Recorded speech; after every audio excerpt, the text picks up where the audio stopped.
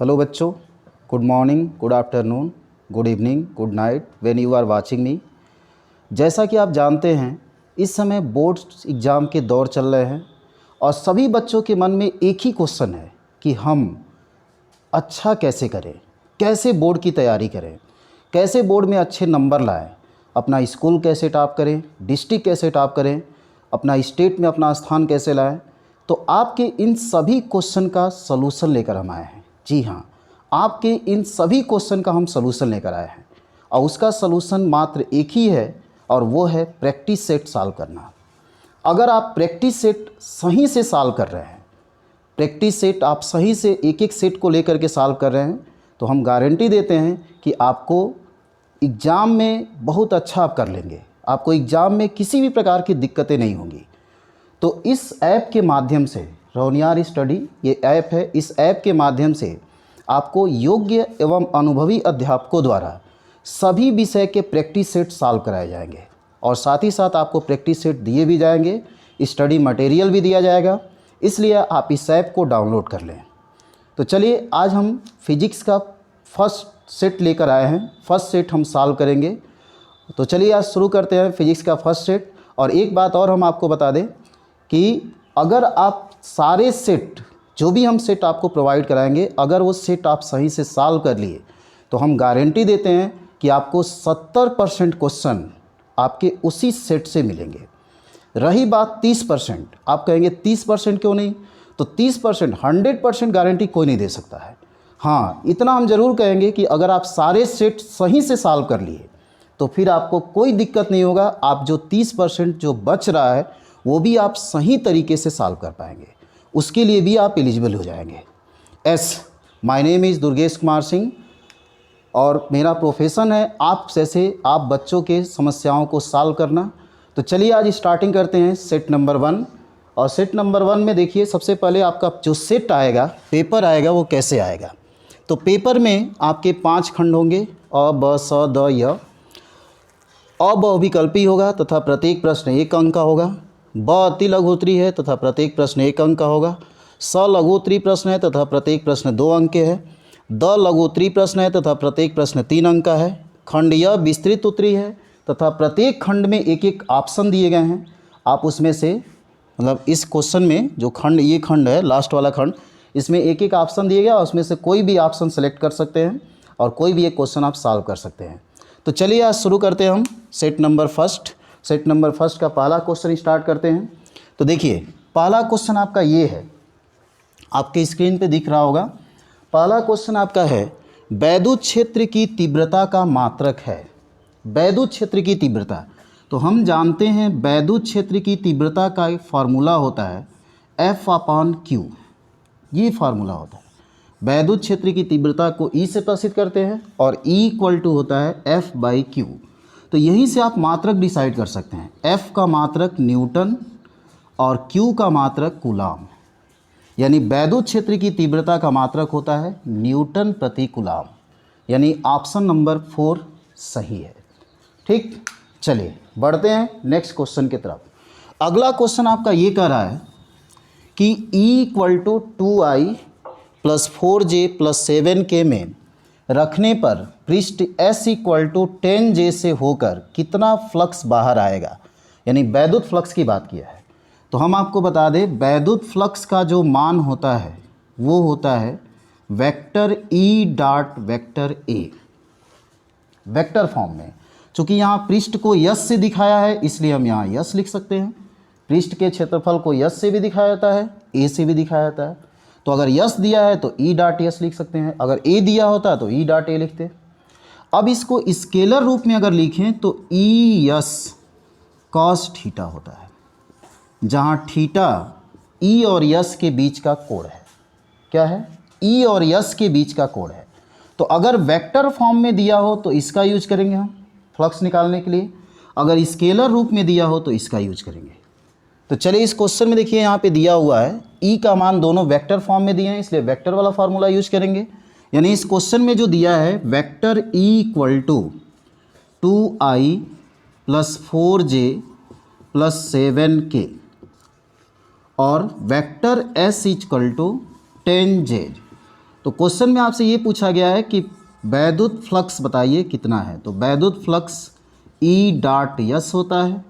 अब ई और यस का मान रखें तो ई की वैल्यू है 2i + 4j + 7k और डॉट यस की वैल्यू क्या है 10j।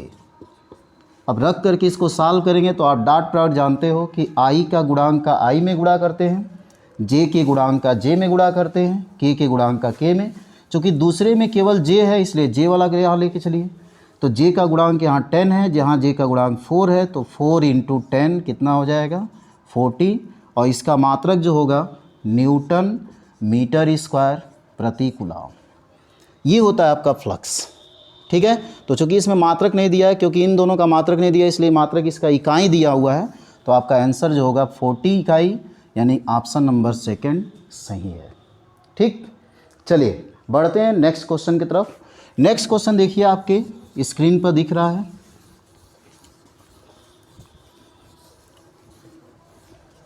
अगला क्वेश्चन है, एक बैटरी जिसका विद्युत वाहक बल 5 वोल्ट तथा आंतरिक प्रतिरोध 2.0 ओम है में 0.4 एम्पीयर धारा है, तो बैटरी का टर्मिनल वोल्टता है। बैटरी का टर्मिनल वोल्टता आपसे पूछा गया है, टर्मिनल वोल्टता क्या है। तो हम आपको एक बात बता दें, बैटरी का विद्युत वाहक बल और बैटरी का टर्मिनल वोल्टता और बैटरी से बहने वाली धारा और बैटरी का आंतरिक रेजिस्टेंस, इंटरनल रेजिस्टेंस के बीच ये रिलेशन होता है E = V + IR। इसकी सहायता से हम सॉल्व कर सकते हैं। इसमें दिया है एक बैटरी जिसका विद्युत वाहक बल 5 वोल्ट है, यानी E का मान दे दिया है 5 वोल्ट। उसके बाद से आंतरिक प्रतिरोध 2.0 ओम है, यानी स्मॉल r की वैल्यू 2.0 ओम। उसके बाद से कह रहा है मैं 0.4 एम्पियर की धारा बह रही है, I की वैल्यू 0.4 एम्पियर। तो कह रहा है तो बैटरी का टर्मिनल वोल्टता बताइए, टर्मिनल वोल्टता क्या है। तो V = पूछा गया आपसे क्या है। तो हम रिलेशन जानते हैं, E = होता है V + IR। ठीक है। तो E का मान है आपका 5, V का मान आपको निकालना है और I की वैल्यू है 0.4 और R की वैल्यू है 2.0। सॉल्व करेंगे V 5 = V और प्लस ये हो गया आपका 0.8। तो V = हो जाएगा 5 - 0.8, यानी ये हो जाएगा आपका 4.2 वोल्ट। ठीक, यानी ऑप्शन नंबर कौन सा सही है 4। ठीक है। तो आपको बस इसको ये याद रखना है, टर्मिनल वोल्टता, विद्युत वाहक बल और इंटरनल रेजिस्टेंस के बीच ये रिलेशन होता है E = V + IR। चलिए बढ़ते हैं नेक्स्ट क्वेश्चन की तरफ। अगला क्वेश्चन देखिए आपके स्क्रीन पर आ गया। क्वेश्चन को ध्यान से पढ़िए पहले और उसके बाद से इसको सॉल्व करने का प्रयास करिए। देखिए क्वेश्चन में क्या कर रहा है, दो लेंस जिनकी क्षमताएं 5 डायोप्टर तथा -3 डायोप्टर है संपर्क में रखे हैं, संयुक्त लेंस की फोकस दूरी है। तो हम आपको ये बता दें कि जब दो लेंस एक दूसरे के संपर्क में रखा गया होता है तो इसका जो तुल्य फोकस होता है वो इस फार्मूले से निकालते हैं, 1/f1 + 1/f2। और तुल्य क्षमता निकालना हो तो देखो ये तुल्य फोकस का व्युत्क्रम है, फोकस का व्युत्क्रम आपका क्षमता होता है।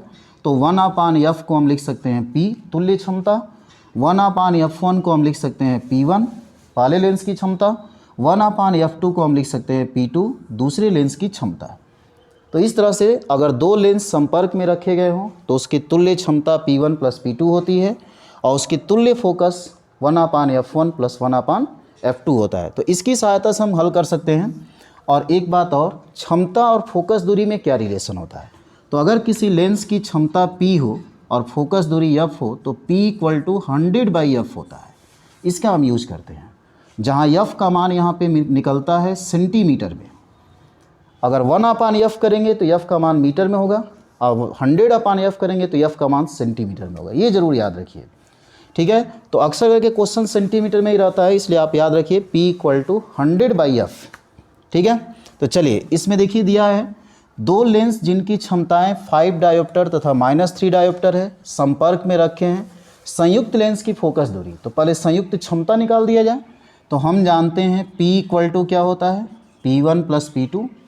तो P1 का मान क्या है 5 डायोप्टर, P2 का मान क्या है -3 डायोप्टर, तो ये बचेगा आपका 2 डायोप्टर। तुल्य क्षमता निकल गया। और जब तुल्य क्षमता निकल गया तो आपसे पूछा गया है तुल्य फोकस बताइए, तो हम जानते हैं कि रिलेशन होता है P = 100/F। अब इसमें मान उठा के रख दें, P की वैल्यू क्या रखेंगे 2 और ये 100 और ये F, तो F = क्या हो जाएगा 100/2 यानी F = हो जाएगा 50 सेंटीमीटर। ये आपका आंसर होगा, यानी ऑप्शन नंबर 1 सही है। ठीक, कोई दिक्कत? चलिए हम लोग आगे बढ़ते हैं नेक्स्ट क्वेश्चन की तरफ। अगला क्वेश्चन देखिए, अगला क्वेश्चन आपके स्क्रीन पे दिख रहा है। ध्यान से पहले क्वेश्चन पढ़िए और उसके बाद से इसको सॉल्व किया जाएगा।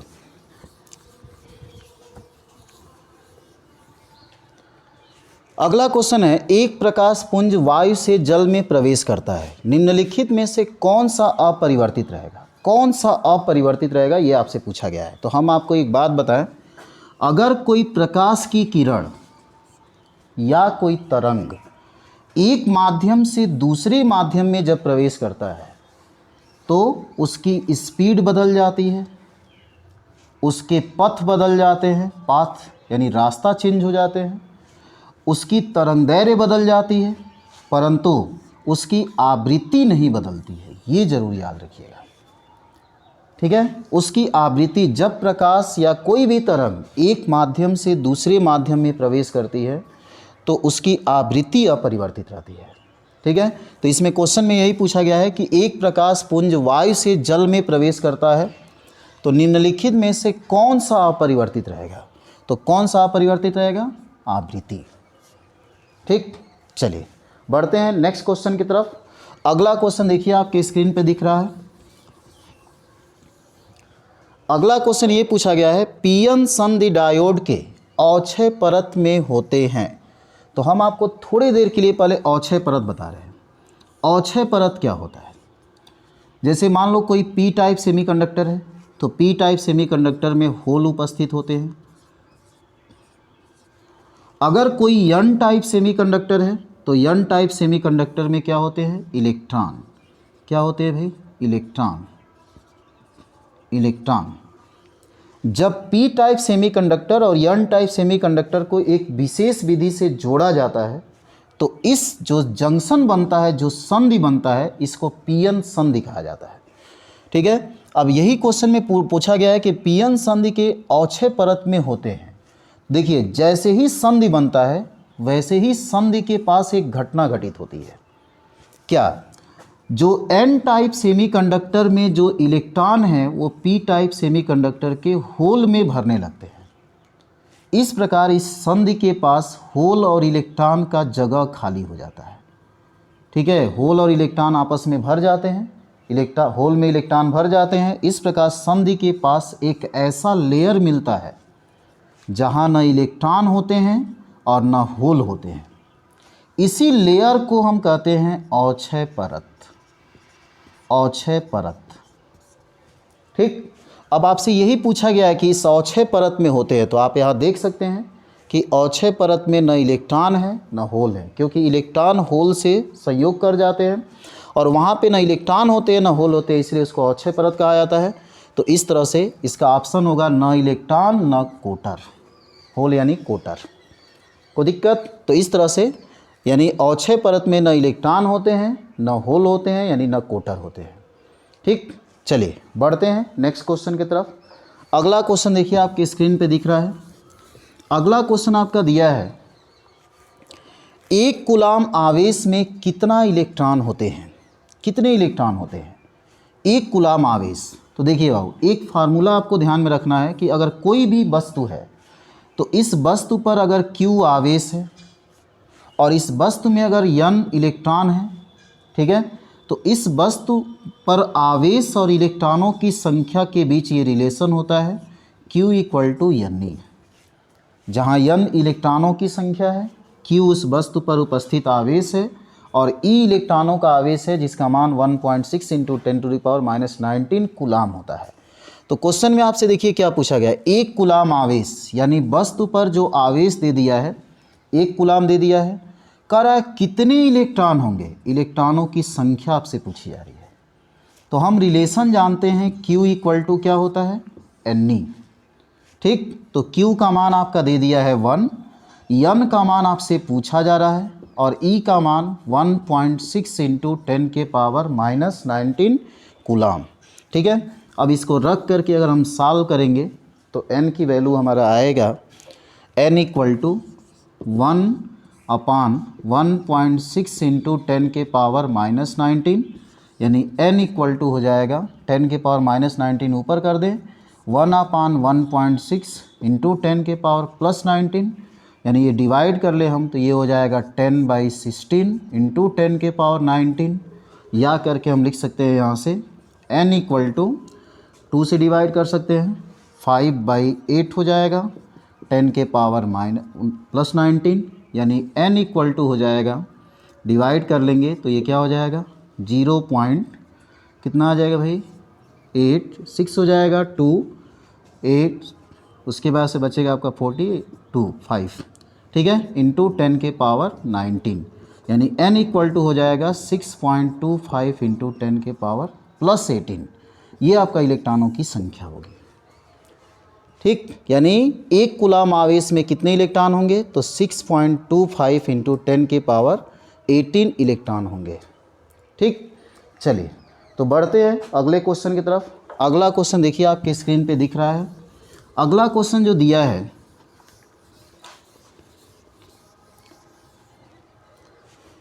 कह रहा है एक गॉसियन पृष्ठ के अंदर 3Q - 2Q Q + 2Q आवेश रखे हैं, पृष्ठ से बद्ध कुल वैद्युत फ्लक्स कितना होगा। कुल वैद्युत फ्लक्स पूछा गया है।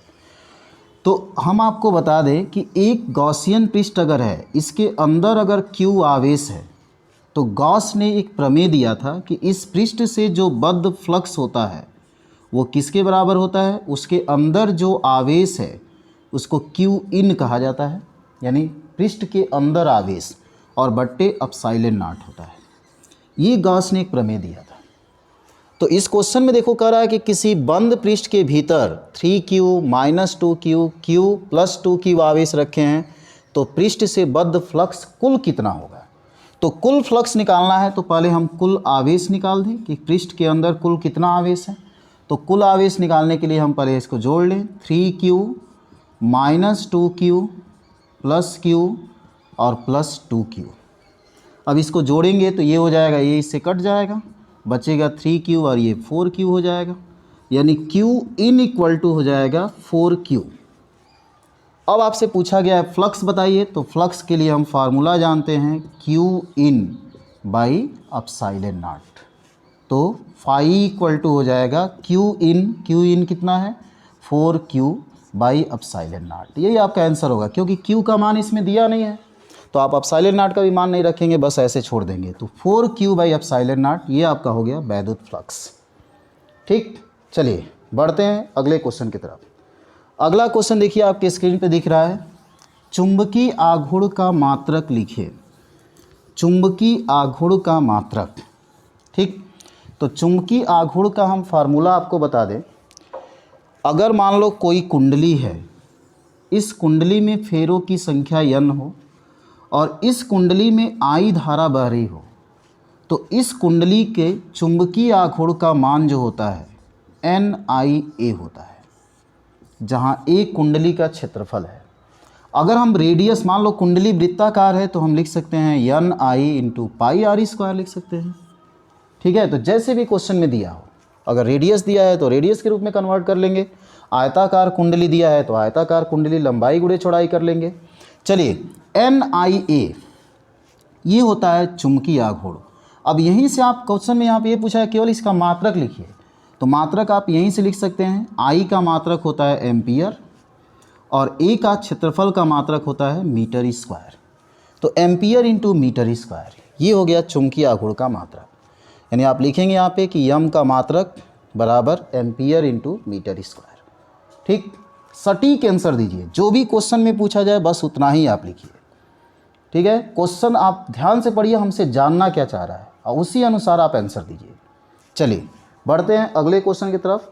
अगला क्वेश्चन देखिए आपके स्क्रीन पे दिख रहा है,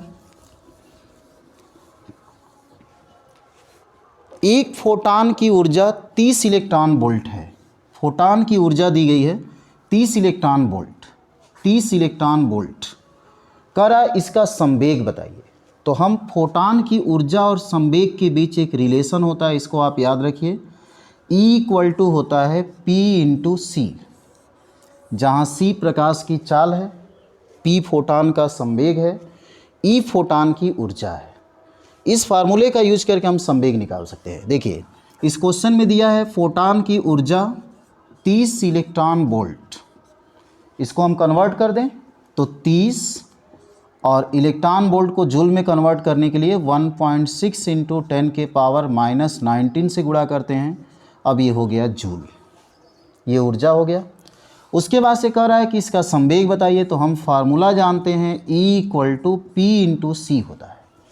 तो E का मान है आपका 30 गुणे 1.6 गुणे 10⁻⁻19 और P आपको निकालना है और C प्रकाश की चाल 3 × 10⁸। तो इस तरह से P का मान अगर निकालेंगे हम तो 30 × 1.6 × 10⁻⁻19 और नीचे हो जाएगा आपका 3 × 10⁸। तो ये 3 से कट जाएगा 10, ठीक है। तो P = हो जाएगा 1.6 इंटू ये 10⁸ ऊपर जाएगा यानी 10⁻⁻8।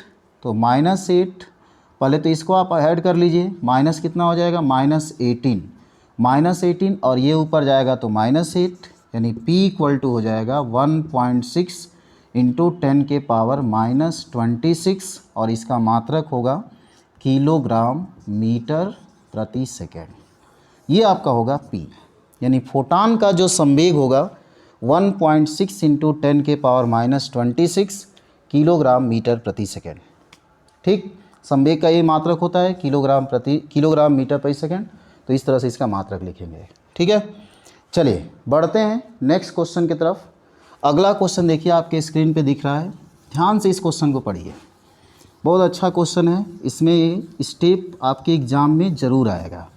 यानी जो हाइड्रोजन स्पेक्ट्रम है, हाइड्रोजन स्पेक्ट्रम में जो विभिन्न श्रेणियाँ हैं उन श्रेणियों से रिलेटेड क्वेश्चन पूछा जाता है, इसलिए आप इसको ज़रूर सही से तैयार कर लें, ठीक है। हालांकि इसका विस्तृत क्वेश्चन में हम पूरा विस्तृत बताएंगे अभी हम, लेकिन यहाँ पे हम शॉर्ट में कुछ बातें आपको बता दें। जैसे हाइड्रोजन परमाणु में श्रेणी क्या होता है। तो हाइड्रोजन परमाणु में मान लीजिए हाइड्रोजन की ऊर्जा स्तर है। हाइड्रोजन परमाणु में जब इलेक्ट्रॉन उच्च ऊर्जा स्तर से निम्न ऊर्जा स्तर में आते हैं तो ऊर्जा का उत्सर्जन होता है, और ऊर्जा का उत्सर्जन विद्युत चुम्बकीय तरंगों के रूप में होता है। उन तरंगों को व्यवस्थित क्रम में सजाना ही हाइड्रोजन स्पेक्ट्रम कहलाता है। तरंगों के तरंगदैर्घ्य को व्यवस्थित क्रम में सजा दिया जाए तो वही आपका क्या होता है, हाइड्रोजन स्पेक्ट्रम होता है। अब इस स्पेक्ट्रम में विभिन्न श्रेणियाँ होती हैं। एक होता है लाइमन श्रेणी, बामर श्रेणी, पास्चन श्रेणी, ब्रैकेट श्रेणी, फुंड श्रेणी, ये होता है, ठीक है। तो लाइमन श्रेणी क्या होता है। तो लाइमन श्रेणी में इलेक्ट्रॉन उच्च ऊर्जा स्तर से पहले ऊर्जा स्तर में आते हैं। बामर श्रेणी क्या होता है। बामर श्रेणी में इलेक्ट्रॉन उच्च ऊर्जा स्तर से दूसरे ऊर्जा स्तर में आते हैं। पास्चन श्रेणी में उच्च ऊर्जा स्तर से तीसरे ऊर्जा स्तर में आते हैं, और ब्रैकेट श्रेणी में उच्च ऊर्जा स्तर से चौथे ऊर्जा स्तर में इलेक्ट्रॉन आते हैं, और फुंड श्रेणी में उच्च ऊर्जा स्तर से पाँचवें ऊर्जा स्तर में इलेक्ट्रॉन पहुंचते हैं। तो देखिए आप इन श्रेणियों के लिए निम्न ऊर्जा स्तर पहले ध्यान में रखिए। जैसे इलेक्ट्रॉन जब पहले ऊर्जा स्तर में आता है तो लाइमन श्रेणी बनता है, यानी लाइमन श्रेणी के लिए N1 की वैल्यू 1 होती है, निम्न ऊर्जा स्तर 1 होता है। निम्न ऊर्जा स्तर को N1 से दिखाया जाता है, उच्च ऊर्जा स्तर को N2 से दिखाया जाता है। बामर श्रेणी के लिए N1 की वैल्यू जो होती है वो 2 होती है। पास्चन श्रेणी के लिए N1 की वैल्यू जो होती है वो क्या होती है, 3 होती है। ब्रैकेट श्रेणी के लिए N1 की वैल्यू जो होती है वो क्या होती है, 4। फुंड श्रेणी के लिए N1 की वैल्यू जो होती है वो क्या होती है, 5। ये आप ध्यान में रखिएगा। आप इसको ऐसे याद रख सकते हैं, लाइमन, बामर, पास्चन, ब्रैकेट, फुंड। लाइमन श्रेणी के लिए 1, बामर श्रेणी के लिए 2, पास्चन श्रेणी के लिए 3, ब्रैकेट श्रेणी के लिए 4 और फुंड श्रेणी के लिए 5। तो इस तरह से आप इसके श्रेणी के यानी इसके निम्न ऊर्जा स्तर को याद रख सकते हैं। अब रही बात उच्च ऊर्जा स्तर की, उच्च ऊर्जा स्तर कैसे डिसाइड करेंगे। तो देखिए लाइमन श्रेणी जो सदस्य पूछा जाए उसमें निम्न ऊर्जा स्तर जो है उसमें जितनावां सदस्य पूछा जाए उतनी संख्या आप जोड़ दीजिए। जैसे मान लीजिए एग्जाम्पल के लिए बामर श्रेणी की बात करें तो बामर श्रेणी का निम्न ऊर्जा स्तर क्या है 2। अब मान लीजिए बामर श्रेणी के दूसरे सदस्य की बात कर रहा है, तो दूसरे सदस्य की बात कर रहा है तो 2 निम्न ऊर्जा स्तर है, 2 में 2 और जोड़ दीजिए तो उच्च ऊर्जा स्तर कितना हो जाएगा 4। तो इस तरह से जो सदस्य पूछा जाए निम्न ऊर्जा स्तर में उतना जोड़ दीजिए, वो उच्च ऊर्जा स्तर के मतलब उच्च ऊर्जा स्तर आपका निकल आएगा। जैसे निम्न ऊर्जा स्तर यहाँ पे सब दिखाया गया है, अब उच्च ऊर्जा स्तर के लिए आप उतना जोड़ दीजिए। जैसे मान लीजिए ब्रैकेट श्रेणी मान लीजिए, ब्रैकेट श्रेणी में निम्न ऊर्जा स्तर क्या है 4। अब निम्न ऊर्जा स्तर में मान लीजिए 4 है, अब कहा जाए कि ब्रैकेट श्रेणी का तीसरा सदस्य, तो निम्न ऊर्जा स्तर 4 है, 4 में 3 और जोड़ दीजिए तो क्या हो जाएगा 7, यानी उच्च ऊर्जा स्तर हो जाएगा 7, यानी तीसरा सदस्य के लिए उच्च ऊर्जा स्तर 7 में से इलेक्ट्रॉन अगर चौथे में आएगा तब ब्रैकेट श्रेणी का तीसरा सदस्य प्राप्त होगा। और इन सदस्यों के तरंगदैर्घ्य निकालने का एक ही फार्मूला होता है और ये होता है 1/λ = r 1/n1 square minus 1/n2 square, जहाँ n1 निम्न ऊर्जा स्तर है, n2 उच्च ऊर्जा स्तर है। ठीक, तो अब यहाँ क्वेश्चन पढ़िए ध्यान से, क्या कह रहा है क्वेश्चन में, कह रहा है हाइड्रोजन परमाणु के वर्ण क्रम में बामर श्रेणी की प्रथम रेखा के तरंगदैर्घ्य की गणना रीड वर्ग नियतांक के पदों में करिए। बामर श्रेणी, तो बामर श्रेणी के लिए n1 का मान कितना हो जाएगा, n1 का मान कितना होगा बामर श्रेणी के लिए 2। अब पहला सदस्य बोला गया है प्रथम रेखा, तो पहला सदस्य है तो इसमें n2 का मान जो होगा, हम आपको क्या बताएं, जो सदस्य बोला जाए निम्न ऊर्जा स्तर में उतना जोड़ दीजिए। तो पहला सदस्य बोला गया है तो n2 का मान कितना होगा 3। अब कह रहा है रीड वर्ग नियतांक के रूप में इसका लैम्डा बता दीजिए, तो आप यहाँ से रख करके निकाल लीजिए 1/λ = r 1/n1, n1 का मान 2 का स्क्वायर माइनस 1/n2, n2 का मान 3 का स्क्वायर।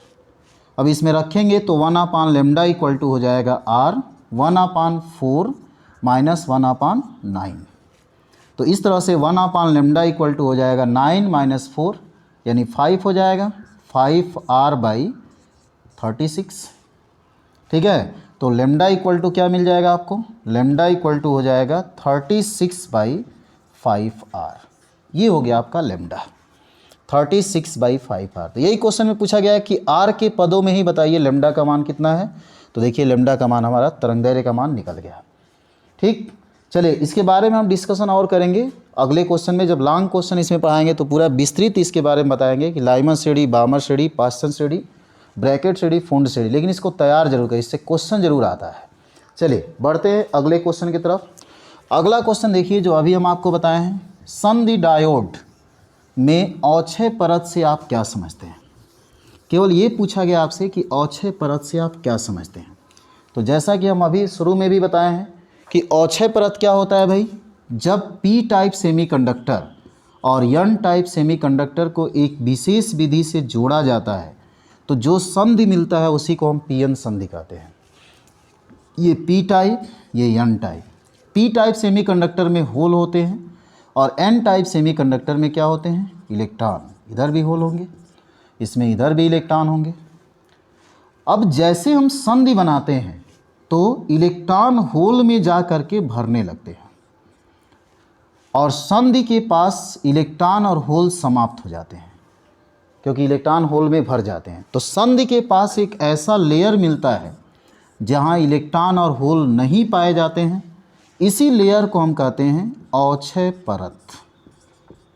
अक्षय परत, यही आपसे पूछा गया है, अक्षय परत से क्या समझ रहे हैं। तो आप यही कहेंगे कि जब पी टाइप सेमीकंडक्टर और एन टाइप सेमीकंडक्टर को एक विशेष विधि से जोड़ते हैं तो संधि पर इलेक्ट्रॉन होल में भर जाते हैं और संधि पर एक ऐसा लेयर प्राप्त होता है जहां इलेक्ट्रॉन और होल नहीं होते हैं, उस लेयर को हम क्या कहते हैं, अक्षय परत कहते हैं। ठीक, चलिए बढ़ते हैं अगले क्वेश्चन की तरफ। अगला क्वेश्चन आपका देखिए, आपके स्क्रीन पे दिख रहा है। अगला क्वेश्चन ये बोला गया है कि एक तार का प्रतिरोध 8 ओम है, इसे 2 गुनी लंबाई तक खींचा जाता है, तार का नया प्रतिरोध ज्ञात करें। एक बात हम आपको बता दें, अगर मान लो कोई वायर है जिसकी लंबाई L1 है और इसको खींच करके अगर इसकी लंबाई L2 कर दी जाए, खींच करके, खींचने की बात कर रहे हैं, खींच करके अगर किया जाए तो ये कंडीशन लागू होगा। तो उस स्थिति में अगर इसका प्रतिरोध R1 और इसका प्रतिरोध R2 हो तो R1/R2 का मान जो होता है L1² के बराबर होता है। ये याद रखिए, अगर किसी वायर की लंबाई L1 है, उसको खींच करके उसकी लंबाई अगर L2 कर दिया जाए तो उसका जो प्रतिरोध होता है वो प्रतिरोधों का अनुपात उसके लंबाई के स्क्वायर के अनुपात के बराबर होता है। यानी R1/R2 इक्वल टू होता है L1²/L2²। ठीक है, तो देखिए इस क्वेश्चन में यही कुछ कहा है, एक तार का प्रतिरोध 8 ओम है, इसका मतलब प्रारंभिक रेजिस्टेंस इसका कितना है 8 ओम। अब कह रहा है इसे 2 गुनी लंबाई तक खींचा जाता है, तो हम मान ले रहे हैं कि इसकी प्रारंभिक लंबाई जो है वो क्या है L, तो अंतिम लंबाई इसका क्या होगा 2L। तो क्वेश्चन में यही पूरा पूछा गया है कि तार का नया प्रतिरोध बताइए कि नया प्रतिरोध क्या होगा, यानी R2 की वैल्यू बता दीजिए क्या होगा। तो हम यहाँ से लिख सकते हैं R1/R2 बराबर L1² तो R1 का मान कितना है 8, R2 का मान आपको निकालना है, L1 का मान कितना है L² और L2 का मान कितना है 2L इसका स्क्वायर। ठीक, सॉल्व किया जाए तो 8/R2 is equal to L² से L² कैंसिल 1/4, तो R2 इक्वल टू हो जाएगा 32 ओम। ये आपका आंसर होगा, यानी नया जो प्रतिरोध होगा वो कितना होगा 32 ओम। ठीक, कोई कन्फ्यूजन? चलिए बढ़ते हैं नेक्स्ट क्वेश्चन की तरफ। अगला क्वेश्चन देखिए आपकी स्क्रीन पे दिख रहा है, बायो-सेवर्ट का नियम लिखें। बायो-सेवर्ट का नियम। चलिए अब देखिए यहाँ ध्यान से, केवल बायो-सेवर्ट का आपको नियम लिखना है। ठीक है, तो देखिए पहले तो कुछ बातें समझिए। जब किसी वायर में हम धारा प्रवाहित करते हैं तो उस वायर के चारों तरफ चुंबकीय क्षेत्र उत्पन्न होता है, B उत्पन्न होता है। तो वायर के एक छोटे से टुकड़े के कारण कितना चुंबकीय क्षेत्र उत्पन्न होता है, इसकी गणना बायो-सेवर्ट नामक वैज्ञानिक ने किए थे। बायो-सेवर्ट ने तार के अल्पांश लंबाई के कारण उत्पन्न चुंबकीय क्षेत्र की गणना किए थे। ठीक, तो इन्होंने क्या नियम दिए थे, क्या सिद्धांत दिए थे, अब देखिए एक एक करके हम बता रहे हैं। मान ले रहे हैं कि ये कोई वायर है जिस वायर में I धारा बह रही है। इस वायर के छोटे से टुकड़े के कारण, मान लो ये छोटा सा टुकड़ा है जिसकी लंबाई dl है, इस छोटे से टुकड़े के कारण इस वायर से कुछ दूरी पर r दूरी पर उत्पन्न चुंबकीय क्षेत्र की गणना किए थे बायो-सेवर्ट नामक वैज्ञानिक ने।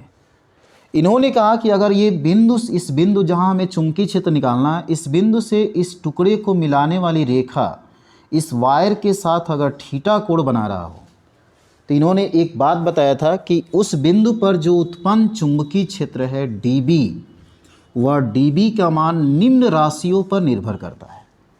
इन्होंने बताया था कि I के अनुक्रमानुपाती होता है, जो अल्पांश लंबाई है उस अल्पांश लंबाई के अनुक्रमानुपाती होता है, उसके बाद से उस लंबाई और उस बिंदु को मिलाने वाली रेखा के बीच के जो कोण है उस कोण के साइन थीटा के बराबर होता है, और इस टुकड़े और उस बिंदु की जो दूरी है उस दूरी के वर्ग के व्युत्क्रमानुपाती होता है।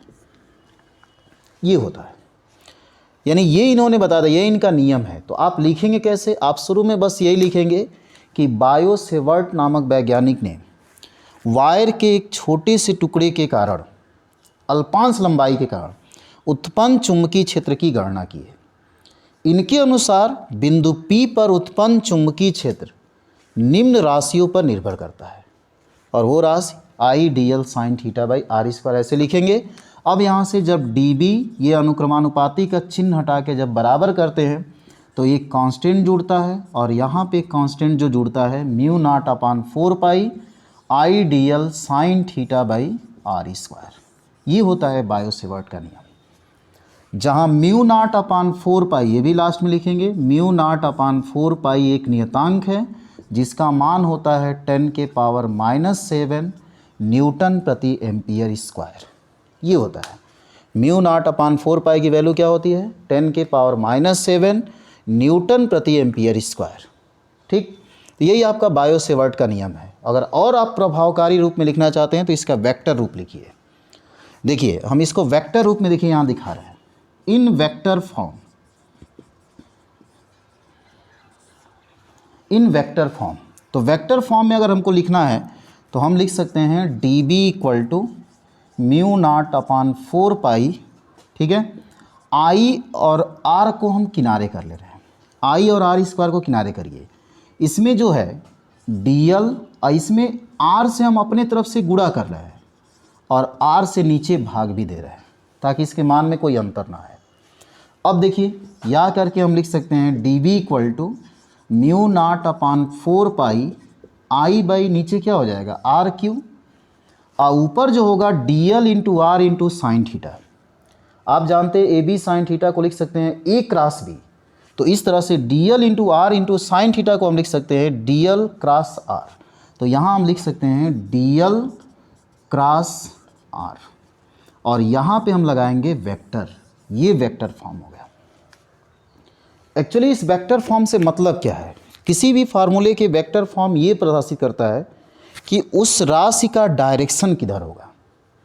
जैसे यहाँ चुंबकीय क्षेत्र आप निकाला तो चुंबकीय क्षेत्र एक सदिश राशि है, तो इसका डायरेक्शन किधर होगा, तो डायरेक्शन इसका तो होगा दो राशियों का अगर हम क्रॉस गुणा करते हैं तो उसकी जो दिशा होती है दोनों के ठीक लंबवत होती है।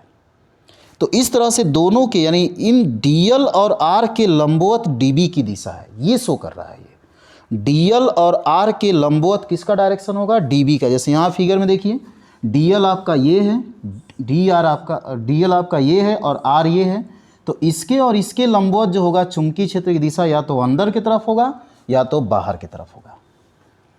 ठीक है, अब डिपेंड करेगा कि इसमें धारा कैसे बह रही है। ठीक है, तो इसके अनुसार यानी वेक्टर फॉर्म जो है चुंबकीय क्षेत्र की दिशा को भी इंगित करता है। अगर आप बायो सेवर्ट के नियम को प्रभावकारी बनाना चाहते हैं तो आप इस वेक्टर फॉर्म को भी लिखिए। ठीक, चलिए बढ़ते हैं नेक्स्ट क्वेश्चन की तरफ। अगला क्वेश्चन देखिए आपके स्क्रीन पे दिख रहा है।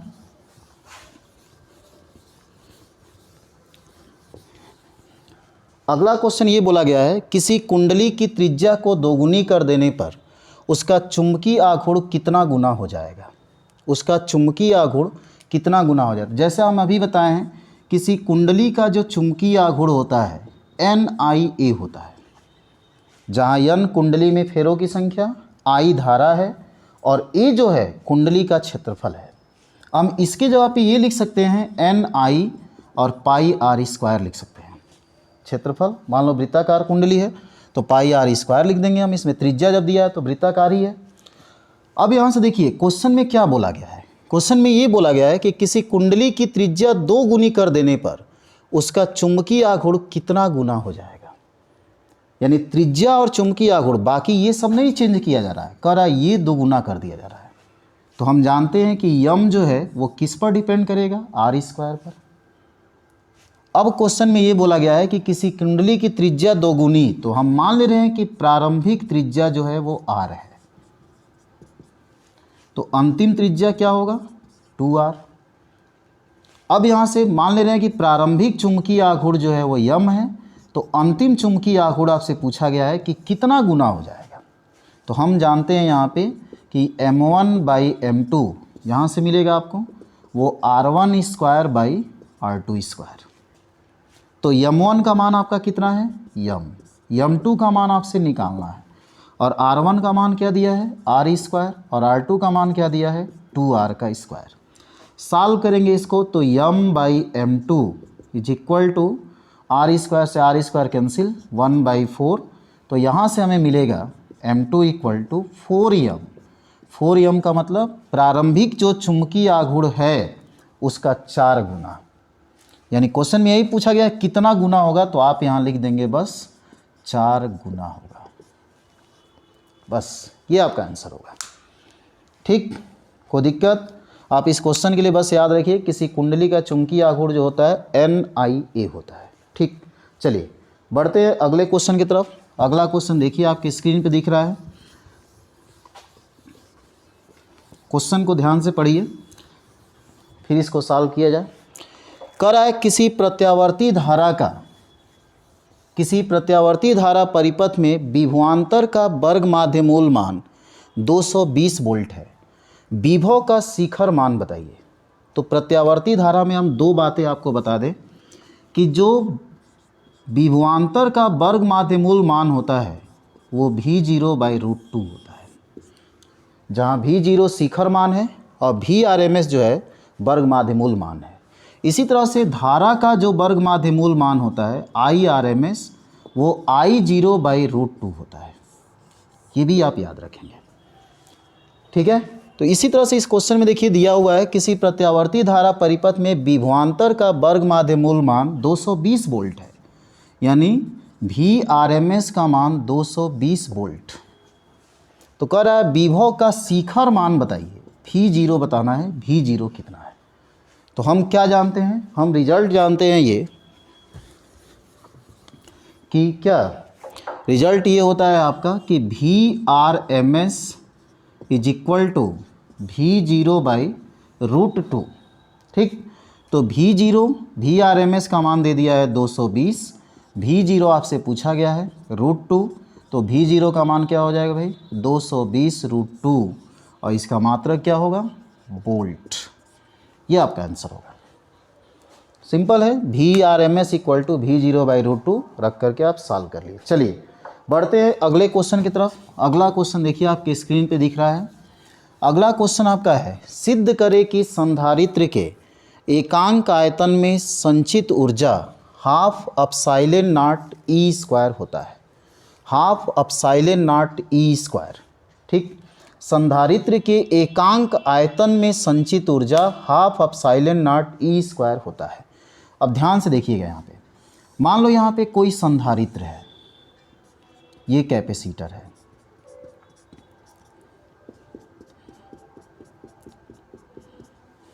ठीक।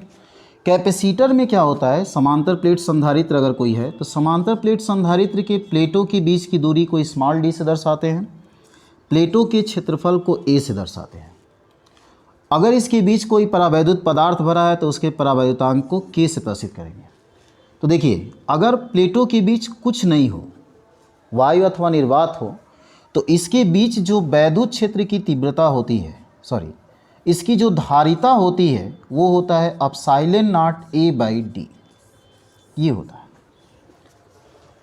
इस संधारित्र की, अगर संधारित्र के प्लेटों का क्षेत्रफल a है और प्लेटों के बीच की दूरी d है, तो इस कैपेसिटर की जो धारिता होगी वो एप्सिलॉन नॉट A/d होती है, ठीक है। और इस कैपेसिटर में जो संचित ऊर्जा होती है वो हाफ CV² के बराबर होती है, हाफ CV², जहाँ C इसकी धारिता है, V प्लेटों के बीच विभवांतर है। तो क्वेश्चन में आपसे ये पूछा गया है कि एकांक आयतन में संचित ऊर्जा हाफ एप्सिलॉन नॉट E² होता है, ये सिद्ध करिए।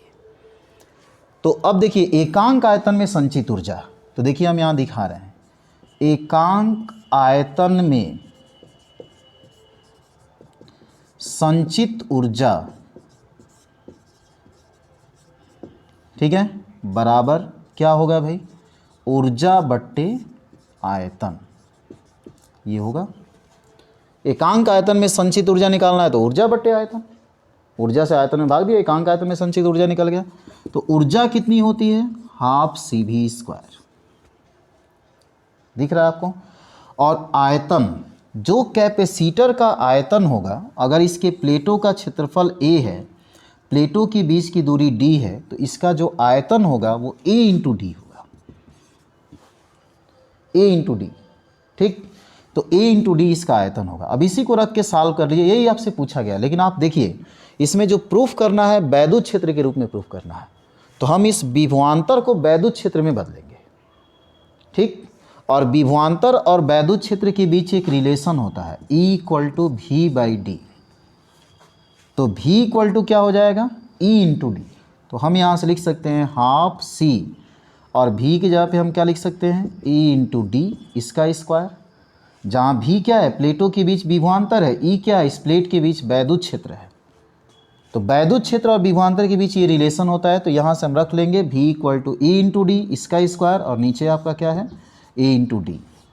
सॉल्व किया जाए इसको, तो सॉल्व करेंगे तो अब यहाँ पे आप C का मान रखिए, तो ये हो जाएगा 1/2 और C संधारित्र की धारिता ε0A/d, उसके बाद से इंटू E² D², और नीचे क्या हो जाएगा A × D।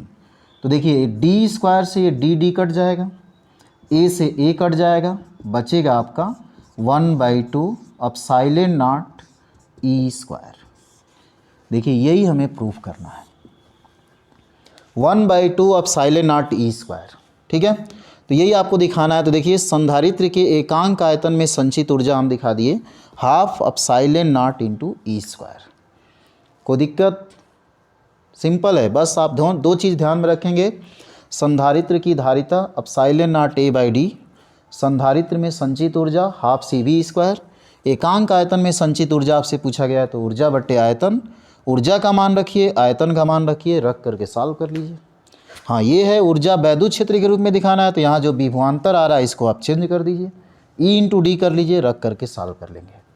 चलिए बढ़ते हैं अगले क्वेश्चन की तरफ। अगला क्वेश्चन देखिए आपकी स्क्रीन पे दिख रहा है।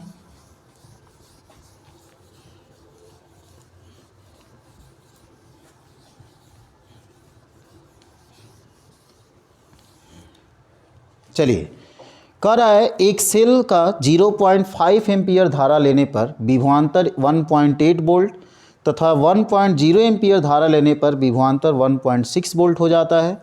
सेल का आंतरिक प्रतिरोध तथा विद्युत वाहक बल ज्ञात करें। ठीक, देखिए हम एक बात आपको बता दें, कोई भी अगर सेल है तो सेल का विद्युत वाहक बल और आंतरिक प्रतिरोध ये सेल का प्रॉपर्टी होता है, ये नहीं चेंज होता है। ठीक, अब चेंज इसमें क्या होगा, जब सेल से जितना ही ज़्यादा धारा लेंगे इसके सिरे का वोल्टता उतना ही कम होता जाएगा, लेकिन E और R नहीं चेंज होगा। धारा जितना अधिक लेंगे सेल से, धारा जितना अधिक लेंगे, धारा हमेशा धन सिरे से निकलती है, धारा जितना अधिक लेंगे सेल के सिरे का विभवांतर उतना ही कम होगा। और इस विद्युत वाहक बल, विभवांतर और आंतरिक प्रतिरोध और धारा के बीच जो रिलेशन होता है, अभी हम शुरू में भी आपको बताए हैं, E = V + IR, ये होता है E = V + IR। E क्या है, सेल का विद्युत वाहक बल, V क्या है, सेल का टर्मिनल विभवांतर, I क्या है, सेल से बहने वाली धारा, और स्मॉल r क्या है, सेल का आंतरिक प्रतिरोध। ठीक, तो अब यहाँ देखिए जितना ही ज़्यादा हम धारा लेंगे उतना ही विभवांतर कम होगा। जैसे इस क्वेश्चन में भी देखिए एक सेल का 0.5 एम्पियर धारा लेने पर विभवांतर 1.8 वोल्ट है, और जब देखिए धारा बढ़ के 1.0 एम्पियर हो रहा है, ठीक है, तब विभवांतर घट के 1.6 वोल्ट हो जा रहा है। जितना धारा अधिक लेंगे उतना ही विभवांतर कम होगा। तो कह रहा है आंतरिक प्रतिरोध और सेल का आंतरिक प्रतिरोध और विद्युत वाहक बल बताइए। तो हम मान ले रहे हैं कि सेल का विद्युत वाहक बल ही है, आंतरिक प्रतिरोध R है। तो दो केस इसमें दिया हुआ है, दो केस हम लेके चलेंगे। देखिए केस नंबर फर्स्ट क्या दिया है भाई, केस नंबर फर्स्ट में कह रहा है कि धारा 0.5 एम्पियर है और विभवांतर 1.8 वोल्ट है। तो इसमें रख दें E = विभवांतर 1.8 और प्लस धारा कितना 0.5 R, क्वेश्चन नंबर फर्स्ट। ठीक, अब आ जाइए केस सेकंड।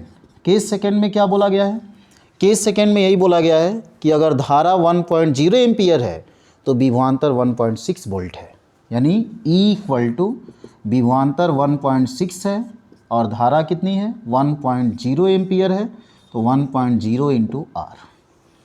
इन दोनों को सॉल्व करके E और R का मान निकाल लेंगे, यही आपसे पूछा गया है। ठीक, तो चलिए देखिए दोनों को सॉल्व करने का तरीका यह है कि दोनों का लेफ्ट हैंड साइड बराबर है, इसलिए दोनों का राइट हैंड साइड बराबर कर लीजिए। तो 1 व 2 से हम लिख सकते हैं क्या भाई, 1.8 + 0.5 R = 1.6 + 1.0 R। ठीक, दोनों का राइट हैंड साइड बराबर कर दिए। अब यहाँ से इसको इधर लेके चले आइए, इसको इधर लेके चले आइए, 1.8 - 1.6 और ये 1.0 R का मतलब केवल R, और ये इधर जाएगा तो -0.5 R।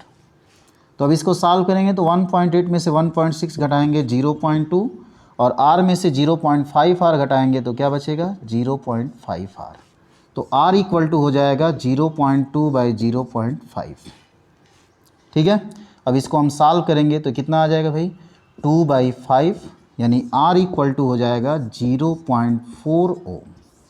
ये आएगा सेल का आंतरिक प्रतिरोध जो आएगा 0.4 ओम। अब ये 0.4 ओम किसी भी समीकरण में रखेंगे तो E निकल आएगा। समीकरण 2 में रख लीजिए, तो देखिए यहाँ 2 से रखेंगे तो E इक्वल टू होगा 1.6 प्लस 1.0 इंटू R का मान 0.4। ठीक है, तो अब इसको सॉल्व करेंगे तो ये हो जाएगा 0.4, 1.6 में जोड़ेंगे तो ये हो जाएगा 2.0 वोल्ट यानी 2 वोल्ट। ये आपका आंसर हो जाएगा। यही आपसे पूछा गया है कि सेल का विद्युत वाहक बल बताइए और सेल का आंतरिक प्रतिरोध बताइए। ठीक, चलिए बढ़ते हैं अगले क्वेश्चन की तरफ। अगला क्वेश्चन देखिए, इसमें क्या करा आपके स्क्रीन पे आ गया। विद्युत चुम्बकीय प्रेरण के फैराडे का नियम लिखे। विद्युत चुम्बकीय प्रेरण के फैराडे का नियम,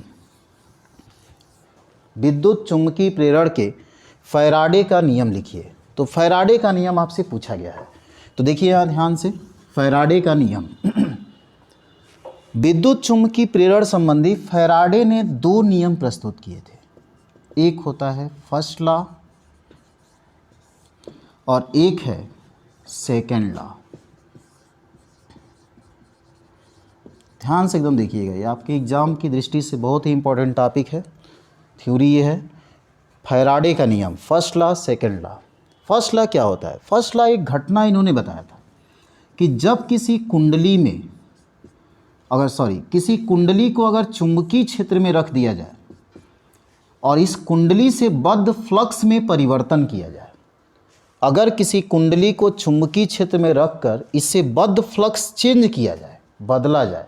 अब बदला कैसे जाएगा? तो इसको घुमा करके, चाहे जैसे भी बदले, चुंबकीय क्षेत्र का मान भी बदलेंगे तो भी बदलेगा, फ्लक्स का मान आपको चेंज करना है, चाहे वो जैसे भी चेंज हो। तो जब किसी चुंबकीय क्षेत्र में किसी कुंडली को रखकर उससे बद्ध फ्लक्स में परिवर्तन किया जाता है तो इस कुंडली में प्रेरित विद्युत वाहक बल उत्पन्न हो जाता है, और अगर ये कुंडली बंद कुंडली है तो इसमें धारा बहने लगती है। यही घटना आपका विद्युत चुम्बकीय प्रेरण भी कहलाता है। लेकिन आपको नियम बताना है तो सबसे पहले नियम में यही पहला नियम बताएंगे आप, कि जब किसी कुंडली को चुंबकीय क्षेत्र में रखकर उससे बद्ध फ्लक्स में परिवर्तन करते हैं तो इस कुंडली में प्रेरित विद्युत वाहक बल उत्पन्न हो जाता है। अगर कुंडली बंद कुंडली है तो इसमें धारा बहने लगती है। ये होता है फैराडे का फर्स्ट लॉ, प्रथम नियम। चलिए अब आइए सेकेंड लॉ क्या होता है। इसमें जो प्रेरित विद्युत वाहक बल है वो कितना होता है, इसके बारे में इन्होंने बताया था सेकेंड लॉ में। तो इन्होंने ये कहा कि कुंडली में जो उत्पन्न प्रेरित विद्युत वाहक बल है वो फ्लक्स परिवर्तन के समय दर के अनुक्रमानुपाती होता है। फ्लक्स परिवर्तन के समय दर के अनुक्रमानुपाती। ठीक, तो फ्लक्स परिवर्तन के समय दर के अनुक्रमानुपाती होता है, ये इन्होंने बताया था। तो इस तरह से जब ये बराबर करेंगे तो यहाँ एक निगेटिव चिन्ह जुड़ता है और d∅dt होता है। जहाँ निगेटिव क्या दर्शाता है? निगेटिव चिन्ह ये दर्शाता है कि ये विद्युत वाहक बल जिसके कारण उत्पन्न हुआ है वह उसी का विरोध करता है। ठीक है, तो आप यहाँ ये जरूर बात लिखेंगे कि ये निगेटिव चिन्ह यहाँ यह दर्शाता है कि प्रेरित विद्युत वाहक बल जिसके कारण उत्पन्न होता है वह उसी का विरोध करता है, इसलिए यहाँ पे माइनस लिखा जाता है। अब अगर कुंडली में फेरों की संख्या n हो, यदि फेरों की संख्या n हो तो जो विद्युत वाहक बल होगा वो क्या हो जाएगा भाई? -n d∅dt होगा। ये हो जाएगा। अगर विद्युत वाहक बल का हम आंकिक मान लेना चाहें तो ये माइनस हट जाएगा, n d∅dt। ये रिजल्ट होता है। आप बस ये याद रखिएगा, इतना आपको लिखना है। फिर एक बार और सुनिए, फर्स्ट लॉ में क्या लिखेंगे? जब किसी कुंडली को चुंबकीय क्षेत्र में रखकर उससे बद्ध फ्लक्स में परिवर्तन करते हैं तो इस कुंडली में प्रेरित विद्युत वाहक बल उत्पन्न हो जाता है। यदि कुंडली बंद कुंडली है तो इसमें धारा बहने लगती है। दूसरा नियम, कुंडली में उत्पन्न विद्युत वाहक बल फ्लक्स परिवर्तन के समय दर के अनुक्रमानुपाती होता है। जब बराबर करेंगे तो ये चीज़ें आपके सामने आएंगी, तो बस ये लिख दीजिए। चलिए बढ़ते हैं नेक्स्ट क्वेश्चन की तरफ। अगला क्वेश्चन देखिए, आपका प्रत्यावर्ती धारा से है। क्वेश्चन ध्यान से पढ़िए, इसमें क्या कर रहा है। क्वेश्चन में दिया है किसी परिपथ में धारा तथा वोल्टता का समीकरण निम्न है। धारा का समीकरण दिया है I equal to 3.5 sine 628 t plus 30। देखिए इसको सोल्यूशन इसका सॉल्व कर रहे हैं हम। I इक्वल टू दिया है 3.5 और साइन 628 t और प्लस 30। ठीक है, तो हम प्रत्यावर्ती धारा का समीकरण जानते हैं I बराबर I0 sine omega T plus 5 से तुलना कर लीजिए।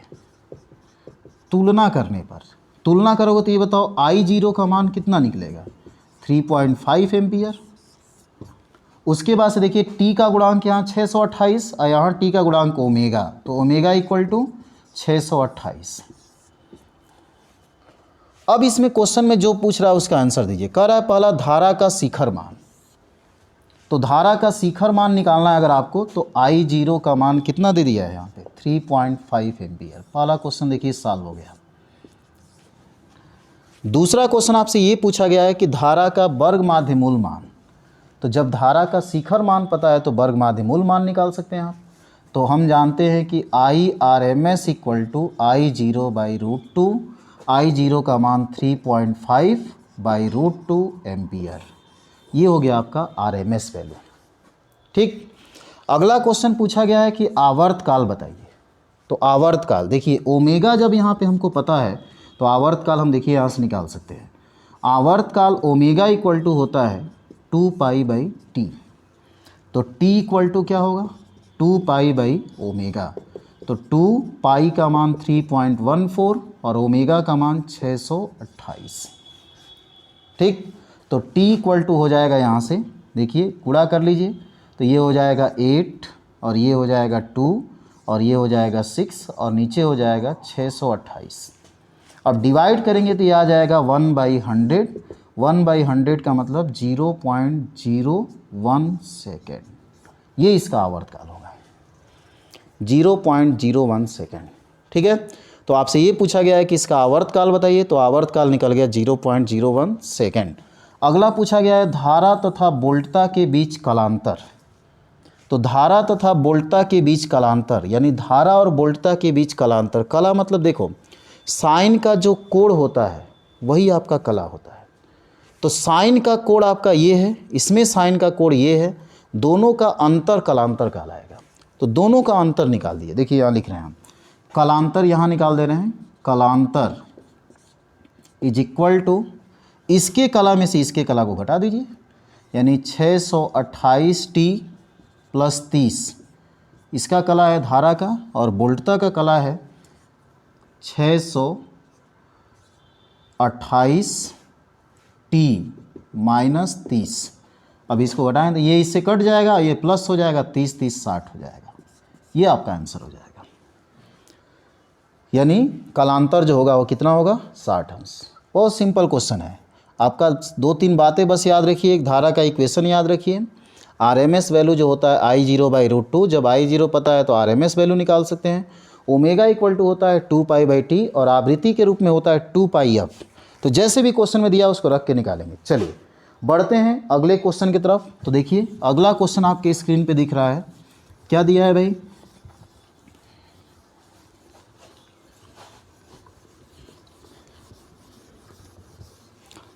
अगला क्वेश्चन जो है लेंसों के संयोजन के लिए सिद्ध करें कि 1/f equal to 1/f1 plus 1/f2। ध्यान से देखिएगा, अगर दो लेंस परस्पर संपर्क में रखे गए हैं तो दिखाना ये है कि तुल्य फोकस जो है इतने के बराबर है। तो हम मान ले रहे हैं कि दो लेंस है जिसकी फोकस दूरियाँ f1 और f2 है और इसका तुल्य फोकस जो है वो कैपिटल F है और यहाँ पे कोई ऑब्जेक्ट हम रखते रहे हैं। देखिए यहाँ पर कोई ऑब्जेक्ट रख रहे हैं, कोई ऑब्जेक्ट जिसकी दूरी हम मान ले रहे हैं क्या है u है। यहाँ से जब प्रकाश की किरणें जाएगी ऐसे, तो पहले ये लेंस कुछ क्या करेगा अपवर्तित करेगा, फिर यहाँ से कुछ अपवर्तन होगा, तो फाइनल इमेज आपका यहाँ बनेगा। ये डिस्टेंस हो गया आपका v, u वस्तु है और v आपका इमेज है। अगर ये दूसरा लेंस नहीं होता तो ये प्रतिबिंब जो है कहीं इधर बनता, यानी यहाँ पे कहीं बनता, ये इमेज हो गया आपका आई डैश, और इसका डिस्टेंस हम मान ले रहे हैं कि भी डैश है। देखिए आपको दो चीज़ बस ध्यान में रखना है, आपतित किरण का कटान वस्तु होता है और अपवर्तित किरण का कटान इमेज होता है। तो पहले लेंस के लिए वस्तु O है, अब पहले लेंस के लिए इमेज आई डैश है। और एक बात और आप याद रखिए कि जो पहले लेंस के लिए, चाहे पहले दर्पण, चाहे पहला जो भी पृष्ठ है, जो भी लेंस दर्पण पृष्ठ जो भी है, पहले के द्वारा जो इमेज बनता है वह दूसरे के लिए ऑब्जेक्ट होता है। तो पहले के लिए इमेज आपका आई डैश है, जो दूसरे के लिए क्या होगा, ऑब्जेक्ट होगा, और दूसरे के लिए इमेज ये है। तो बस हम दोनों के लेंस इक्वेशन को लेके चलेंगे। हम देखिए यहाँ लेके चल रहे हैं। सबसे पहले फॉर फर्स्ट लेंस के लिए हम लेंस समीकरण यूज करेंगे, 1/v minus 1/u equal to 1/f। तो 1/ प्रतिबिंब की दूरी v डैश माइनस 1/ वस्तु की दूरी u, 1/ फोकस दूरी f1, पहले लेंस के लिए f1। इसी तरह से हम सेकेंड लेंस के लिए लेके चलेंगे। फॉर सेकेंड लेंस के लिए लेके चलेंगे अगर, तो 1/ प्रतिबिंब की दूरी v माइनस 1/ वस्तु की दूरी, तो सेकेंड लेंस के लिए वस्तु आपका आई डैश है, तो 1/v डैश बराबर 1/ फोकस दूरी f2। अब इन दोनों को हम जोड़ लेंगे। अब आप कहेंगे जोड़ेंगे क्यों? तो जोड़ने का कारण ये है ताकि ये v डैश अपने तरफ से हम माने, v डैश तो वास्तव में कोई प्रतिबिंब है नहीं, ये तो आभास किया गया है कि अगर ये नहीं होता तो वहाँ इमेज बनता। तो इसलिए v डैश खत्म करने के लिए हम इन दोनों को जोड़ेंगे, 1 + 2, तो ये v डैश कैंसिल हो जाएगा, बचेगा आपका 1/v minus 1/u is equal to 1/f1 plus 1/f2, equation number 3। ये निकल आया एक इक्वेशन। अब हम क्या करेंगे, इसका तुल्य फोकस हम मान ले रहे हैं कि f है। दोनों लेंसों को जब एक लेंस मानोगे तो इसका तुल्य फोकस हम f मान ले रहे हैं। तो दोनों लेंसों को जब एक लेंस मानेंगे तो वस्तु कितनी दूरी पर है u, प्रतिबिंब कितनी दूरी पर है v डैश। तो हम फार्मूला v, दोनों लेंसों के लिए प्रतिबिंब कितनी दूरी पर है v, तो 1/v माइनस 1/u बराबर 1/F, इक्वेशन नंबर 4। तुल्य के लिए लिख सकते हैं हम, यहाँ पे हम लिख सकते हैं कि फॉर कॉम्बिनेशन, यानी दोनों के कॉम्बिनेशन के लिए हम ये लिख सकते हैं। तो अब इन दोनों समीकरणों की अगर हम तुलना कर दें, समीकरण 3 और 4 की अगर तुलना कर दिया जाए 3 व 4 से, तो हमारा क्या मिल जाएगा, 1/, इसका राइट हैंड साइड 1/f है, इसका right hand side 1/f1 plus 1/f2 है, दोनों का लेफ्ट हैंड साइड आपस में बराबर है। तो इस तरह से हम लिख सकते हैं 1/f बराबर 1/f1 प्लस 1/f2। ये आपका कॉम्बिनेशन होगा और यही हमारा दिया है सिद्ध करने के लिए। तो बस इस तरह से हम सिद्ध कर लेंगे। दो लेंस लेंगे, एक बार पहले लेंस के लिए लेंस का अपवर्तन समीकरण लिखेंगे, फिर दूसरे लेंस के लिए लेंस के अपवर्तन समीकरण लिखेंगे, दोनों को जोड़ लेंगे, और फिर कॉम्बिनेशन के लिए लेंस के अपवर्तन समीकरण लिखिए और तुलना करिए, ऑटोमेटिक वो आ जाएगा।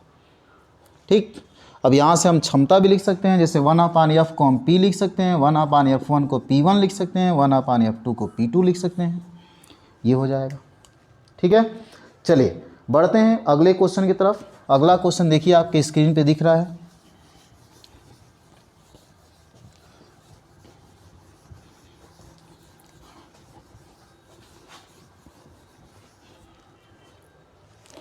अगला क्वेश्चन ये है, एक वैद्युत चुंबकीय तरंग के वैद्युत क्षेत्र का आयाम, वैद्युत क्षेत्र का आयाम मतलब E0 120 न्यूटन प्रति कूलाम है तथा आवृत्ति 50 मेगाहर्ट्ज है, 50 मेगाहर्ट्ज। तो कह रहा है तरंग के चुंबकीय क्षेत्र का आयाम, चुंबकीय क्षेत्र का आयाम यानी B0 का मान पूछा गया है, और तरंगदैर्घ्य यानी λ0, लैम्डा पूछा गया है कि लैम्डा का मान क्या है। तो हम एक रिलेशन जानते हैं कि E0 by B0 equal to होता है C, इसको याद रखिए आप। विद्युत चुंबकीय तरंगों में जब तरंगें संचरित होती है तो उसमें वैद्युत क्षेत्र और चुंबकीय क्षेत्र दोनों होता है। वैद्युत क्षेत्र और चुंबकीय क्षेत्र के अधिकतम मानों का अनुपात जो होता है हमेशा C के बराबर होता है। तो वैद्युत क्षेत्र का आयाम दिया है 120 और चुंबकीय क्षेत्र का आयाम आपसे पूछा जा रहा है, और इसका मान आप जानते हो 3 × 10⁸ होता है। तो इस तरह से हम B0 का मान निकालेंगे तो 120 और ये 3 × 10⁸। अब इसको हल कर लेंगे तो ये कितना आ जाएगा 40, यानी ये हो जाएगा 40 इंटू 10 के पावर -8, यानी ये हो जाएगा 4.0 इंटू 10 के पावर -7 और इसका मात्रक हो जाएगा टेस्ला। ये हो जाएगा, यानी ये आपका हो गया B0 की वैल्यू। ठीक है, तो B0 का मान हमारा निकल गया 4.0 इंटू 10 के पावर -7 टेस्ला। उसके बाद से आपसे ये पूछा गया है कि तरंगदैर्घ्य बताइए, तरंगदैर्घ्य का मान कितना है। तो देखिए आवृत्ति यहाँ दिया है, अब यहाँ से हम तरंगदैर्घ्य निकाल लेंगे। जब आवृत्ति दिया हो, तरंगदैर्घ्य निकालना हो, तो आवृत्ति में सी में आवृत्ति से भाग दे दीजिए।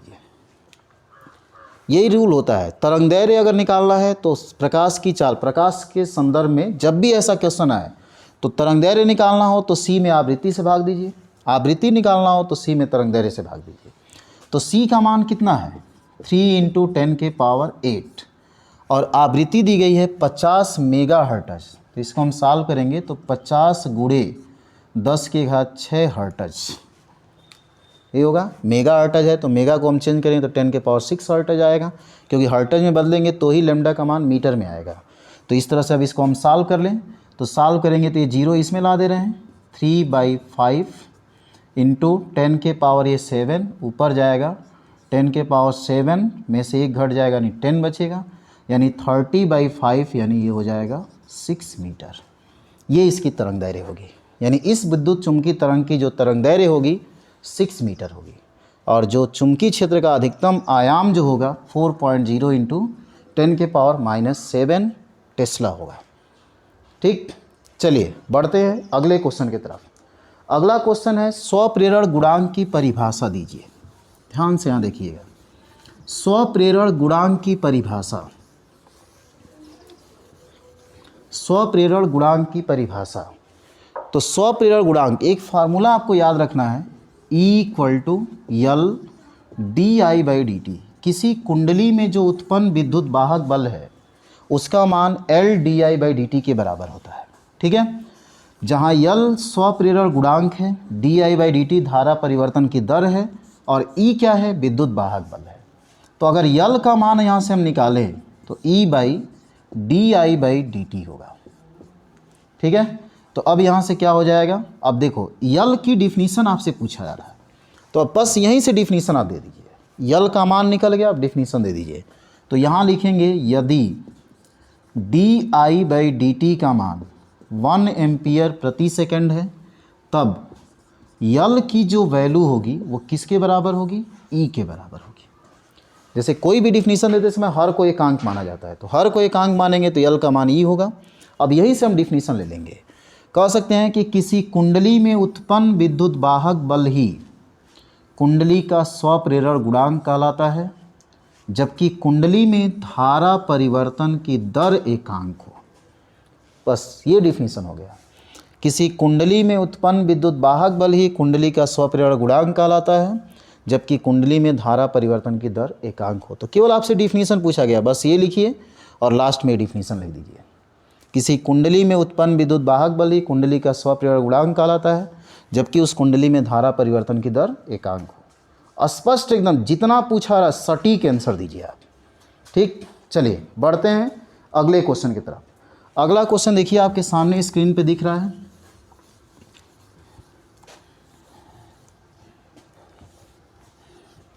अगला क्वेश्चन आपसे ये बोला गया है, किसी स्थान पर पृथ्वी के चुंबकीय क्षेत्र का ऊर्ध्व घटक इतना है तथा नमन कोण इतना है, परिणामी चुंबकीय क्षेत्र तथा क्षैतिज घटक बताइए। सुनिए, जो ऊर्ध्व घटक होता है उसको V से दर्शाते हैं और जो क्षैतिज घटक होता है उसको S से दर्शाते हैं, और परिणामी पृथ्वी के चुंबकीय क्षेत्र को BE से दर्शाते हैं, अर्थ का मैग्नेटिक फील्ड। अब जो ऊर्ध्वाधर चुंबकीय क्षेत्र होता है वो B sin phi के बराबर होता है, जहाँ फाई नमन कोण है, और जो क्षैतिज होता है वो B cos phi के बराबर होता है। बस ये दो चीज़ आप याद रखिए, ऊर्ध्वाधर घटक B sin phi, क्षैतिज घटक B cos phi। अब यहाँ से लेके चल सकते हैं हम। देखिए इस क्वेश्चन में क्या दिया है, किसी स्थान पर पृथ्वी के चुंबकीय क्षेत्र का ऊर्ध्व घटक यानी V का मान दिया है 0.33 गॉस, ये दिया है, तथा नमन कोण यानी फाई 45 डिग्री, परिणामी चुंबकीय क्षेत्र तथा क्षैतिज घटक, परिणामी चुंबकीय क्षेत्र यानी बी और क्षैतिज घटक यानी एच का मान आपसे पूछा जा रहा है। तो हम क्या जानते हैं भाई, पहले भी को लेके चलिए। भी बराबर होता है बी साइन फाई, तो भी का मान कितना दिया है 0.33 और ये बी और साइन फाई का मान कितना है 45, तो ये हो जाएगा 0.33 और b साइन 45 1/√2, तो b इक्वल टू हो जाएगा 0.33√2 गॉस। ये परिणामी चुंबकीय क्षेत्र होगा। एक क्वेश्चन आ गया। अगला क्वेश्चन आपसे ये पूछा गया क्षैतिज घटक भी बताइए, तो h बराबर होता है b cos फाई, तो h इक्वल टू हो जाएगा b का मान जो हो जाएगा आपका दिया है यहाँ 0.33√2 और cos फाई, तो cos यहाँ पे फाई का मान है 45, cos 45 की वैल्यू 1/√2, √2 से √2 कैंसिल, तो h की वैल्यू क्या आ जाएगी 0.33 गॉस। ये होगा ठीक। यानी पृथ्वी के चुंबकीय क्षेत्र का क्षैतिज घटक 0.33 गॉस और परिणामी चुंबकीय क्षेत्र जो होगा 0.33√2। ठीक, चलिए बढ़ते हैं अगले क्वेश्चन की तरफ। अगला क्वेश्चन आपका दिया है, देखिए आपके स्क्रीन पे अगला क्वेश्चन आ गया। अगला क्वेश्चन ध्यान से पढ़िए और इसको समझने का प्रयास करिए। ठीक, तो अगला क्वेश्चन है द्विध्रुव के कारण निरक्षीय स्थिति में किसी बिंदु पर वैद्युत विभव ज्ञात करें। वैद्युत विभव निरक्षीय स्थिति में, देखिए हम आपको एक बात पहले बता दें कि कोई अगर बिंदुवत आवेश है, इस आवेश से अगर r दूरी पर विभव निकालना है तो विभव का मान होता है 1/4πε0 q/r। ये होता है, जहाँ q आवेश है, r वो दूरी है जिस दूरी पर हम विभव निकालना चाहते हैं, 1/4πε0 कांस्टेंट है, भी आपका विभव है। ठीक, अब इसमें आवेश को चिन्ह सहित रखते हैं। अगर आवेश प्लस है तो यहाँ प्लस रखिए, माइनस है तो माइनस रखिए। ठीक, चलिए इस क्वेश्चन में द्विध्रुव के कारण निरक्षीय स्थिति में विभव पूछा गया है। तो द्विध्रुव क्या होता है, जिसमें प्लस आवेश और माइनस आवेश हो और जो कितनी दूरी पर हो 2l दूरी पर हो। इससे निरक्षीय स्थिति में यहाँ पर आपसे विभव पूछा गया है r दूरी पर। तो मान ले रहे हैं r दूरी पर विभव निकालना है, तो ये जो डिस्टेंस होगा वो अंडर रूट क्या होगा भाई r² + l² होगा, क्योंकि ये 2l है तो ये डिस्टेंस l और ये l होगा। इसी तरह से इस आवेश से ये जो डिस्टेंस होगा वो अंडर रूट r² + l² होगा। ठीक है, तो अब यहाँ पर देखिए, यहाँ जो विभव उत्पन्न होगा, इसमें चूंकि द्विध्रुव में दो आवेश हैं, इस आवेश के कारण भी विभव होगा, इस आवेश के कारण भी विभव होगा, तो उस बिंदु पर परिणामी जो विभव होगा v1 + v2 होगा। v1 का मान इस आवेश के कारण विभव, तो क्या होगा भाई 1/4πε0 आवेश, तो आवेश कितना है +q और बट्टे डिस्टेंस कितना है r² + l² प्लस v2 का मान क्या हो जाएगा 1/4πε0 आवेश माइनस q, और इस आवेश से दूरी भी वही है अंडर रूट r² + l²। तो इस तरह से हम लिख सकते हैं 1/4πε0 q/√r² + l², और यहाँ पे हो जाएगा माइनस 1/4πε0 q/√r² + l²। ये पूरा कट जाएगा, v की वैल्यू मिलेगी 0। यानी निरक्षीय स्थिति में जो वैद्युत विभव होता है वो क्या होता है, शून्य होता है। चलिए बढ़ते हैं अगले क्वेश्चन की तरफ। अगला क्वेश्चन आपका है समविभव पृष्ठ से क्या तात्पर्य है। समविभव पृष्ठ, चलिए समविभव पृष्ठ, चलिए नेक्स्ट क्वेश्चन देखिए आपके स्क्रीन पे दिख रहा है। समविभव पृष्ठ से क्या तात्पर्य है। तो समविभव पृष्ठ नाम से स्पष्ट है, समविभव समान विभव वाला पृष्ठ। देखिए किसी वैद्युत क्षेत्र में किसी बिंदु पर विभव होता है कुछ न कुछ। वैद्युत क्षेत्र में ऐसा पृष्ठ जिसके सभी बिंदुओं का विभव समान हो समविभव पृष्ठ कहलाता है। वैद्युत क्षेत्र में ऐसा पृष्ठ जिसके सभी बिंदुओं का विभव, आप कहेंगे ऐसे ऐसे होगा, मान लो कोई ये आवेश है, इस आवेश को केंद्र मान करके एक वृत्त खींच ले, एक गोला की कल्पना करिए, खोखला गोला। तो इस खोखले गोले पर जितने भी बिंदु होंगे, इन सभी बिंदुओं का जो विभव होगा वो समान होगा, क्योंकि सबका डिस्टेंस समान है और सबके लिए आवेश समान है, इसलिए सभी बिंदुओं का विभव समान होगा। इसलिए जो पृष्ठ होगा ये समविभव पृष्ठ होगा। तो इस तरह से कह सकते हो कि वैद्युत क्षेत्र में उपस्थित ऐसा पृष्ठ जिसके सभी बिंदुओं का विभव समान हो, समविभव पृष्ठ कहलाता है। समविभव पृष्ठ के दो बिंदुओं के बीच जो विभवांतर होता है, यहाँ और यहाँ का विभव समान है तो विभवांतर क्या होगा? शून्य। दो बिंदुओं के बीच विभवांतर शून्य होता है, पहली बात याद रखिए। दूसरी बात, एक बिंदु से दूसरे बिंदु तक आवेश को ले जाने में जो किया गया कार्य होता है वो शून्य होता है, W शून्य होता है। तो ये एक याद रखिएगा। और तीसरी बात एक और याद रखिएगा कि समविभव पृष्ठ हमेशा वैद्युत क्षेत्र जो होता है, वैद्युत क्षेत्र के लंबवत प्राप्त होता है। तो ये तीन बातें जरूर याद रखिएगा, विभवांतर शून्य होता है, कार्य शून्य होता है और वैद्युत क्षेत्र के लंबवत हमेशा समविभव पृष्ठ प्राप्त होता है। ठीक, तो चलिए बाबू देखिए, ये आपका अब इसमें इस पार्ट में, इस सेट में आपका विस्तृत क्वेश्चन बच रहा है। तो विस्तृत क्वेश्चन हम लेकर आएंगे अगले वीडियो में। आज के लिए बस इतना ही। अब इसको मेहनत करिए, पढ़िए, रिवाइज करिए। जो भी दिक्कत होगा उसको आप कमेंट में पूछ सकते हैं। चलिए, बेस्ट ऑफ लक तब तक के लिए। Next video.